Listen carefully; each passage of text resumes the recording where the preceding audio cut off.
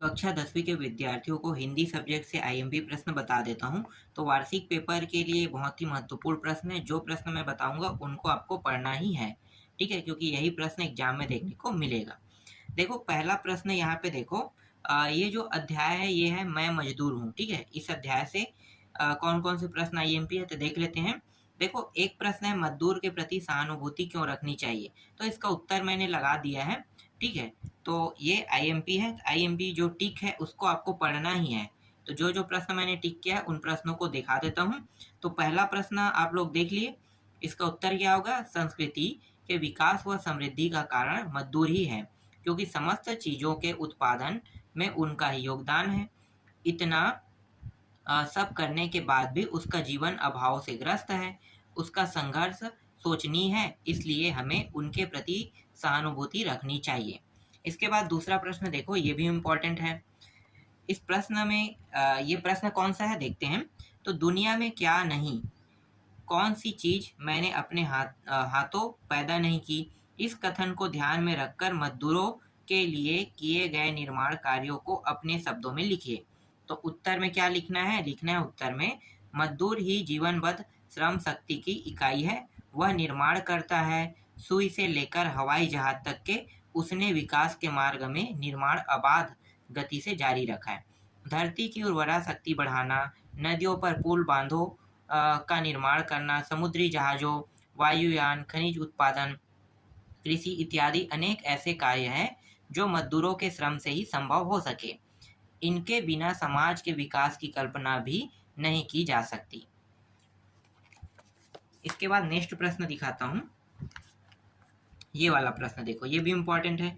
दिन सोता था, रात सोती थी, पर मैं जागता था का आशय क्या है? तो उत्तर में क्या लिखना है? मज़दूर के इस कथन का आशय है कि वह निरंतर निर्माण कार्य में संलग्न है।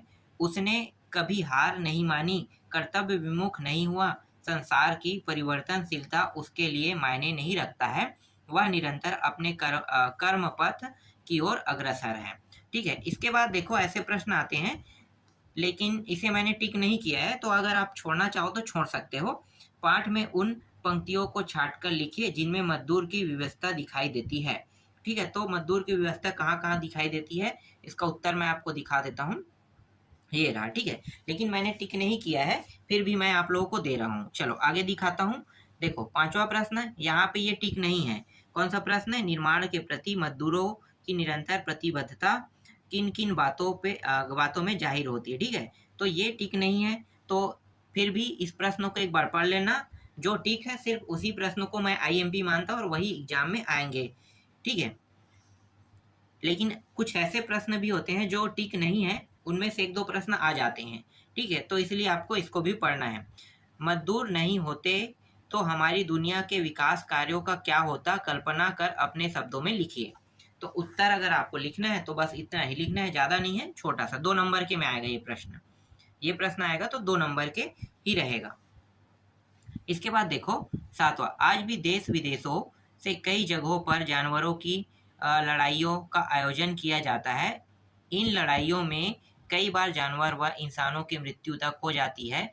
क्या इस प्रकार के आयोजन होना उचित है? अपने विचार तर्क सहित दीजिए। तो सीधा कह देना नहीं, ठीक है? ये खतरनाक है और इससे हमेशा लोगों को नुकसान होता है। तो इस तरह से आप बोल सकते हो अपने शब्दों में, ठीक है?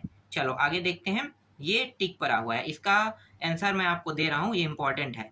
फैक्ट्री में काम करते हुए घायल, दुर्घटनाग्रस्त मतलब जो दिव्यांग होने वाले मज़दूरों के प्रति मालिकों का क्या-क्या ज़िम्मेदारी होनी चाहिए? फिलहाल हर जो मालिक होते हैं ना, अपने कार्य से विमुख हो जाते हैं, ठीक है?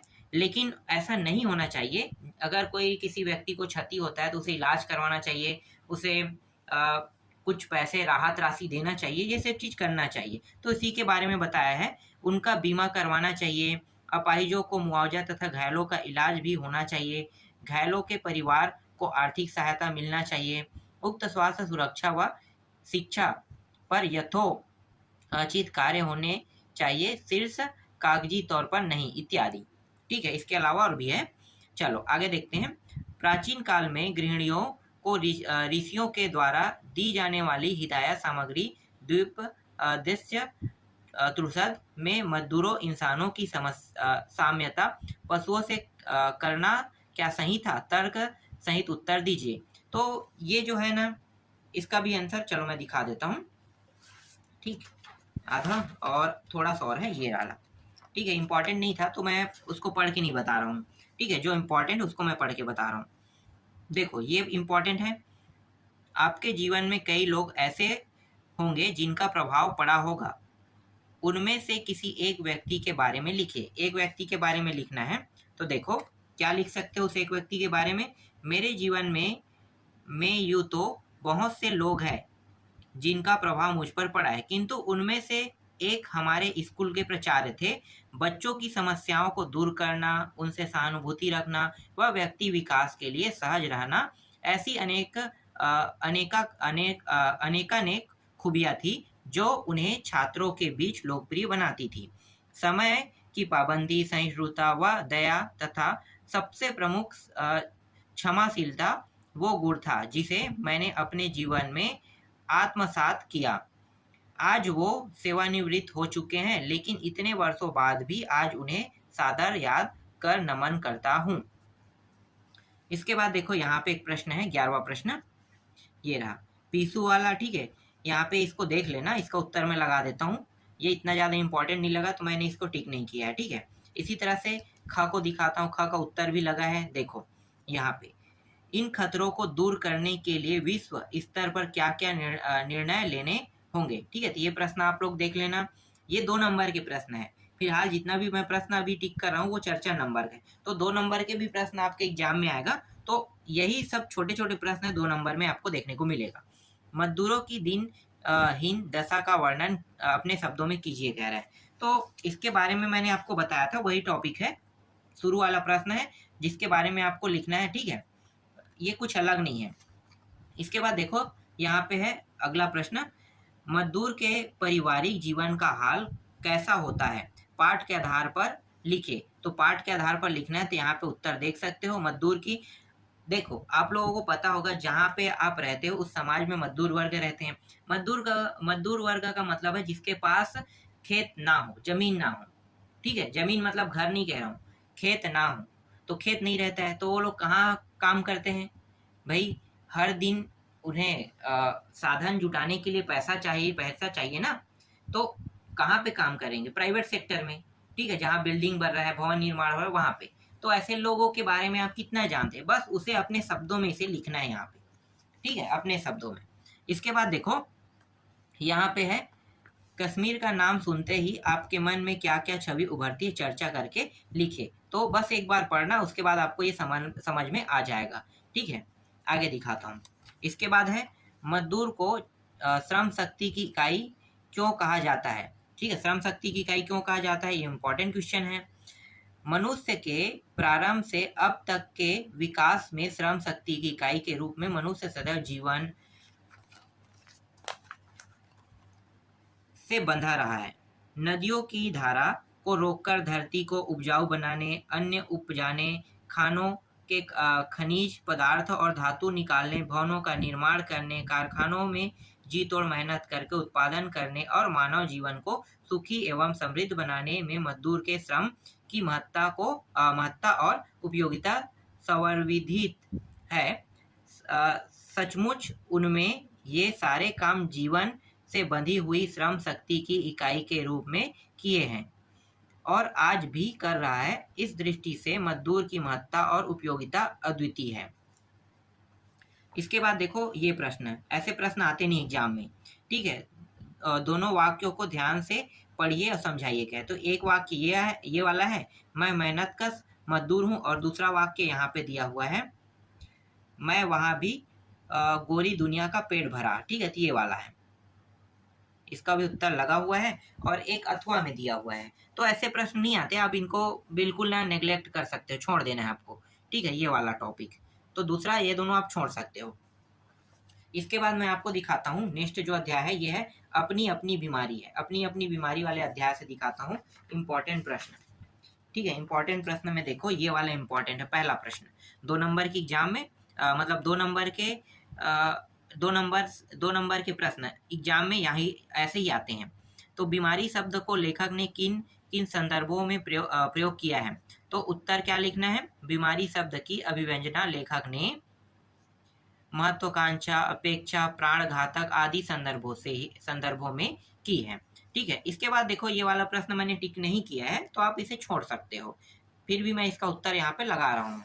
ठीक है, जो टिक किया वो तो अति इंपॉर्टेंट है, अति। ठीक है, जिसे आप मोस्ट मोस्ट मोस्ट कहते हैं ना, वही। तो यहीं से आपको एग्जाम में प्रश्न देखने को मिलेगा।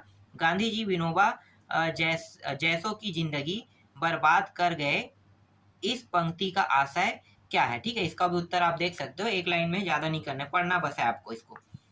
इसके बाद रटने वाला ये प्रश्न है, हरिशंकर परसाई द्वारा टैक्स को बीमारी के रूप में देखने का क्या आशय है? यहाँ पे बहुत छोटा उत्तर दिया है, इसका उत्तर आपको और बड़ा देखना है। ठीक है, ये 4 नंबर का क्वेश्चन है। तो टैक्स पीड़ित को इससे छुटकारा नहीं मिल सकता, इसलिए लेखक इसे बीमारी स्वरूप मानते हैं। टैक्स बीमारी नहीं, आवश्यकता है। जिन पर टैक्स लगता है वह उनकी आय का प्रमाण देता है, अतः टैक्स देने में इनकार नहीं होना चाहिए, ये कह रहा है। इसके बाद देखो ये है, लेखक टैक्स की बीमारी को क्यों अपनाना चाहता है? तो ये 2017 और 2022 में आया था क्वेश्चन। तो टैक्स की बीमारी से ग्रसित हो लेखक समाज का प्रतिष्ठित व्यक्ति बनना चाहता है। टैक्स से उसका सामाजिक जीवन स्तर व आर्थिक स्तर ऊंचा होगा और उसकी प्रतिष्ठा बढ़ेगी। ये बात सही कह रहा है, जो व्यक्ति टैक्स पटाता है तो वो एकदम प्रतिष्ठित व्यक्ति टाइप से हो जाता है। क्यों? क्योंकि मैं अपने दम से टैक्स पटा रहा हूँ, अपने पैसे से पटा रहा हूँ, और कोई काला मनी नहीं है, ठीक है, ब्लैक मनी नहीं है, तो इसलिए वो प्रतिष्ठित व्यक्ति हो जाता है। इसलिए बड़े बड़े जो व्यापारी होते हैं, बिजनेसमैन होते हैं, उसे प्रतिष्ठित व्यक्ति के रूप में देखा जाता है। तो आप लोग जानते हो जियो सिम वाला। ठीक है, चलो आगे देखो, जमीन और मजदूर में लेखक ने क्या समानता बताई? उत्तर देख लेते हैं, ये इंपॉर्टेंट प्रश्न है, टिक नहीं पड़ा है लेकिन पढ़ देते हैं। ठीक है, जमीन और मजदूर में लेखक ने यह समानता बताई कि वह जमीन के साथ विवश और मजदूर था। जमीन के बिकने पर उसके साथ वह भी जानवरों के साथ बिक जाया करता था। उस जमीन पर होने वाली उपज का उपयोग न मजदूर के भाग्य में था और ना ही जमीन के। इसके बाद देखो यहाँ पे ऐसे भी प्रश्न आते हैं, तो सबका दुख अलग अलग होता है, किस किस तरह के दुख के अनुभव आपने किए हैं उन्हें लिखिए, कह रहा है। ठीक है, तो इसका उत्तर आप देख लो, यहाँ पे मैं आपको पूरा दिखा देता हूँ, और ये आधा यहाँ पे है। ठीक है, यहाँ पे टिक नहीं पड़ा है इसलिए मैंने पढ़ के नहीं बताया ना आप लोगों को। चलो आगे देखते हैं। इसके बाद देखो, अपने परिवार के सभी लोग से उनके दुख पूछिए और लिखिए कि यह भी बताइए कि आप उनके लिए क्या क्या कर सकते हैं कि उनके दुख दूर हो। ठीक है, तो उत्तर क्या लिखना है, ये पूरा उत्तर आपको लिखना है। इसके बाद देखो यहाँ पे अंतिम प्रश्न है इस अध्याय का, ये वाला प्रश्न। यहाँ भी इसे मैंने टिक नहीं किया है तो इसको भी आप छोड़ सकते हो। ठीक है, तो छोटा छोटा प्रश्न है, आपको छोड़ना नहीं है, क्योंकि 2-2 नंबर के प्रश्न में यही सब छोटे छोटे प्रश्न आते हैं। इसके बाद मैं आपको दिखाता हूँ डायरेक्ट जनतंत्र दिखाता हूँ। ठीक है, जनतंत्र, यहाँ से आने वाले प्रश्नों को दिखाता हूँ। ठीक है, जनतंत्र वाले टॉपिक से कौन कौन से प्रश्न इंपॉर्टेंट है, तो ये पूरा इंपॉर्टेंट अध्याय है, बहुत ज़्यादा इंपॉर्टेंट अध्याय है। अभिषेक आज राजा का नहीं प्रजा का है, यह किस अवसर के लिए कहा गया था? तो उत्तर क्या लेना है? तो उत्तर में लेना है गणतंत्र की स्थापना के समय कहा गया था। ठीक है, गणतंत्र जब हमारा संविधान लागू हुआ था उस समय की बात है, तो भारत में गणतंत्र। आगे देखो, इसके बाद ये भी ठीक है, तो ये भी इंपॉर्टेंट रहेगा। जब जनता की भौ क्रोध से तन जाती है तो क्या क्या होता है? तो ये 2 नंबर में है प्रश्न, लेकिन 4 नंबर में आता है, तो छोटा छोटा यहाँ पे दिखाई दे रहा होगा, आप लोगों को इसे बड़े में बदलना है। ठीक है, ये 2-2 नंबर के दिखाई दे रहे हैं। जब जनता की भौ क्रोध से तनती है तो परिवर्तन की आंधी चलने लगती है, धरती हिल जाता है और तूफान उठने लगता है। तीसरा प्रश्न, बदली हुई परिस्थितियों में अब राजदंड किसे बनाया गया और क्यों? उत्तर क्या लिखना है? उत्तर लिखना है विकास मजदूर और किसानों के हाथों होगा, कह रहा है। ठीक है, बदलती हुई परिस्थिति में देश का विकास मजदूर और किसानों के हाथों होगा, अतः फावड़े और हल को राजदंड बनाया गया है। नेक्स्ट प्रश्न देखो, जनता की सहनशीलता के छवि जनता के सहनशीलता के कवि ने क्या क्या उदाहरण दिए हैं। तो उत्तर क्या लिखना है, जनता की सहनशीलता के उदाहरण देते हुए कवि कहते हैं कि वह मिट्टी की तरह अबोध है, चाहे जितना भी पीड़ा सहनी पड़े वह मुंह नहीं खोलेगी, सब कुछ चुपचाप सहन कर लेगी। इसके बाद देखो, कवि ने गिट्टी तोड़ने वालों और खेतों में काम करने वालों को देवता क्यों कहा है। उत्तर क्या लिखना है, मजदूरों के बिना समाज का विकास संभव नहीं है, उन्हीं के श्रम स्वेद से जन कल्याण हो रहा है, अतः कवि ने गिट्टी तोड़ने वाले और खेतों में काम करने वाले को देवता कहा है। ठीक है, इसके बाद एक और प्रश्न देखो, कवि ने जनता के लिए सिंहासन खाली कर देने के लिए क्यों कहा है। ये इंपॉर्टेंट क्वेश्चन है। राजतंत्र का अंत होने वाला है और गणतंत्र की स्थापना होने वाली है, इसलिए जनता के लिए सिंहासन खाली कर देने के लिए कवि ने कहा है, क्योंकि वह अपना शासक स्वयं चुनेगी। इसके बाद देखो, जगत का सबसे विराट जनतंत्र किसे कहा गया है। उत्तर क्या लिखना है, उत्तर लिखना है भारत के जनतंत्र को, मतलब भारत के जो जनतंत्र है उसे दुनिया का सबसे विराट जनतंत्र कहा गया है। ठीक है, आगे देखते हैं।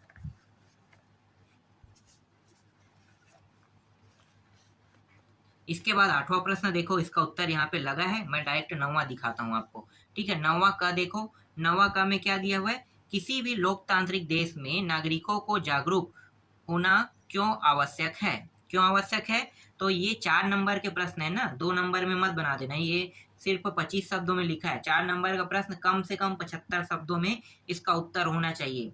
तो जो जो छोटे छोटे प्रश्न है और जो टिक है उनको बड़े बड़े प्रश्नों में बदल लेना आप लोग।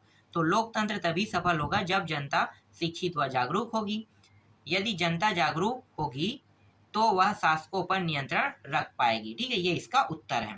इसके बाद यहाँ पे ये प्रश्न है, ये अंतिम प्रश्न है, दोनों प्रश्न, तो इसका उत्तर बस मैं आपको दिखा देता हूँ।